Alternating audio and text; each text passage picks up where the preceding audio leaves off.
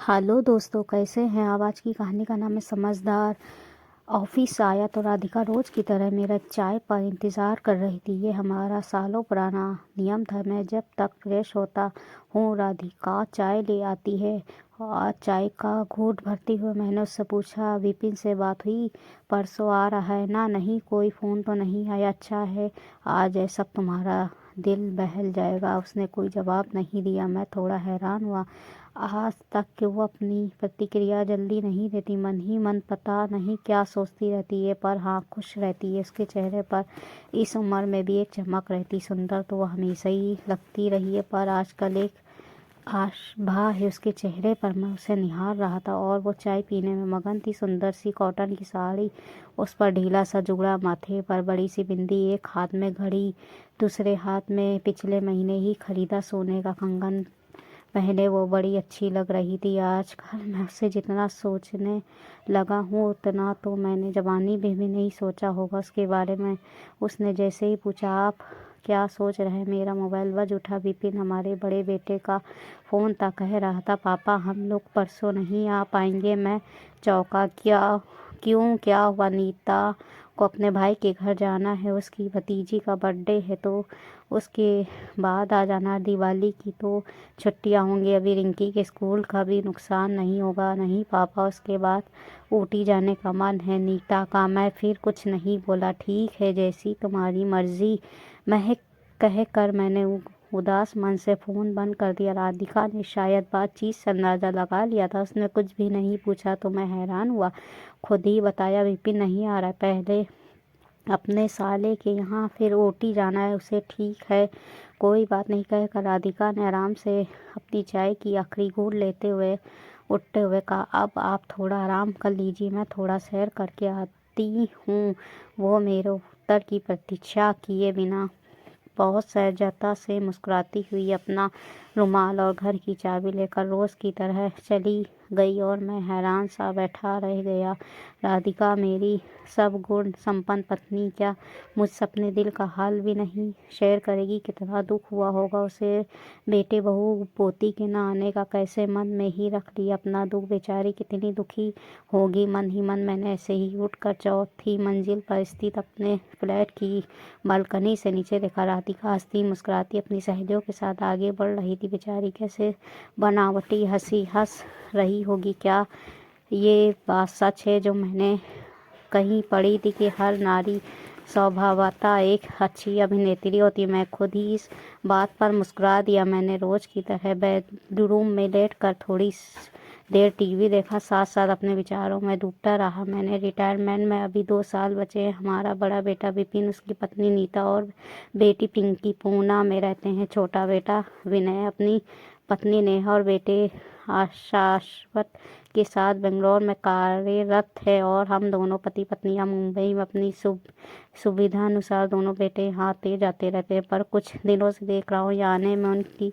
रुचि कम हो गई है। मैं हमेशा अपने काम में बहुत व्यस्त हूँ, पर अब अक्सर राधिका के बारे में सोचने लगा हूँ। कैसी रहती होगी पूरा दिन? वो भी किसी बात की शिकायत क्यों नहीं करती? उस पर भी खुश भी दिखती है। आज उससे बैठकर बहुत सारी बातें करूंगा, उसका दिल बहलाऊंगा, उसे बाहर डिनर पे ले जाऊंगा। मुझे अचानक उस पर बहुत प्यार आने लगा। इतने में डोरबेल बजी तो मैं लपक कर उठा। राधिका होगी। मैंने दरवाज़ा खोला।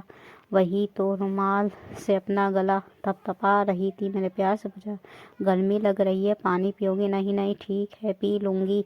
उसने मुँह हाथ धोया, पानी पिया। फिर मैंने कहा, थक गई होगी, आओ थोड़ा लेट कर आराम कर लो। मैं चाहता वो मेरे पास बैठे, मैं उसका दुख बांटूं, बच्चों की बेरुखी से दुखी उसका मन बहलाऊं। वो बेडरूम में आकर लेट गई, मैं भी वहीं लेट गया। मैंने उसका हाथ सहलाते हुए कहा, उदास हो? राधिका बोली, क्यों? बच्चे नहीं आ रहे ना? वो आराम से अपना जूड़ा खोलती हुई बोली, अच्छा है नहीं आ रहे। मैं चौंका। क्या कह रही हूँ? मुझे पता है तुम बहुत दुखी हो, चिंता मत करो, मैं छुट्टी लेकर तुम्हें विनय के घर ले चलूँगा। तुम बिल्कुल उदास मत हो नरेन। क्या मैं आपको उदास लग रही हूँ? मैं चुप रहा तो वो मेरा हाथ अपने हाथ में लेकर बोली, मैं जरा भी उदास नहीं हूँ। सच कहूँ तो इस बार उनके आने की खबर से मुझे राहत ही मिली है।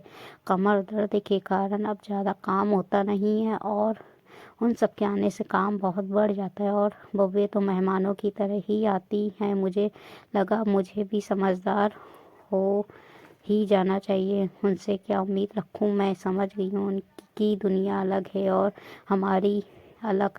अब इतना ही बहुत है कि हाल चाल मिलते रहें, वो जहाँ रहें खुश रहें, बस और क्या चाहिए। और अब ये जो हमारे जीवन की दूसरी पारी है मुझे काफ़ी हद तक अच्छी लग रही है। समय तो लगा है संभलने पर धीरे धीरे सब ठीक लग रहा है। मैंने भी लाइफ को नए सिरे से एंजॉय करना सीख लिया है। बहुत जी ली बच्चों के लिए, अब मैं अपने ढंग से जी रही हूँ। जो दिल चाहता है बनाती हूँ, खाती हूँ, घूमती हूँ और क्यों जाऊँ किसी बेटे के यहाँ उदास होकर जो मेरे जाते ही फिर नई जिम्मेदारियाँ मुझे सौंप कर बाहर घूमने फिरते हैं। अब मुझे रिश्तों के छलावे में नहीं पड़ना, भले ही वो मेरे अस्तित्व का हिस्सा हो, पर अब उनकी अलग हस्ती है जिसमें हस्तक्षेप करने के लिए बदले में अपने बचे हुए साल सिर्फ अपने लिए जीना चाहती हूँ। राधिका ने धारण प्रभा अपनी बात कहकर अब मेरे सीने पर सिर रख कर दिया, फिर कहा, देर से सही अब ये पल जो मिले हैं जिन्हें अब तक ढूंढ रही वो मेरा मन भर सा आया। मैं भावुक हो गई और प्यार से उसके बाल सहलाने लगा। अपनी भावनाओं पर नियंत्रण रख कर उन्हें सही दिशा देकर दूसरी पारी को खुशी खुशी जीने का राधिका का ये तरीका ठीक ही तो है। राधिका ने फिर कहा, बच्चे अपनी फैमिली में सेट है और मैं आपके साथ फिर किस बात पर दुखी रहूं? सारी उम्र तो बच्चों की फरमाइशों और सेवा में बिता दी, अब अपने अधूरे शौक पूरे कर रही हूँ। बच्चों की पढ़ाई के खर्चे, उनकी पूरी मांगी करने के लिए अपने लिए कुछ खरीदना मुश्किल होता था। अब तो वार्डरोब भरा है मेरा। बच्चे अपनी दुनिया में खुश और मैं आपके साथ खुश। मैंने राधिका को हैरानी से देखा। वो खुलकर मुस्कुरा रही थी, एकदम सरल सहज सी मुस्कान, कहीं कोई शिकायत, कोई शोभ नहीं, पूरी तरह संतोष और पारदर्शिता झलक रही थी उसकी बात में। मैं भी हंस दिया, पूछा, आज डिनर पर बाहर चले? क्यों नहीं? गुड आइडिया, कहकर उसने मेरे कंधे पर सर टिका दिया। दोस्तों, ये थी हिंदी कहानी। अगर अच्छी लगी हो तो लाइक ज़रूर कर दीजिएगा।